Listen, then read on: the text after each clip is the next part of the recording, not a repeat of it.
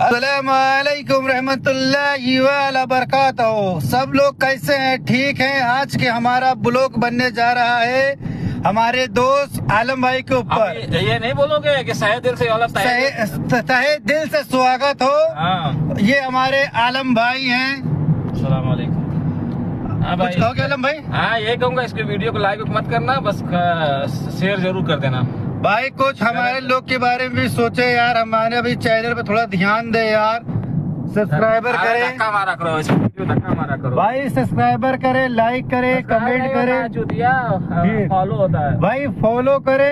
और भाई जितना हो जाए उतना करे यार, थोड़ा तुम लोग सपोर्ट करोगे तो मैं और वीडियो बनाएगा। हाँ। ये हमारे आलम भाई आए हैं। कि मेरे वीडियो धक्का मत मारो, धक्का मत मारो भाई, वीडियो अभी दोबारा बोलना ना, दोबारा वीडियो बना के भाई। मिलते हैं दूसरे ब्लॉग में।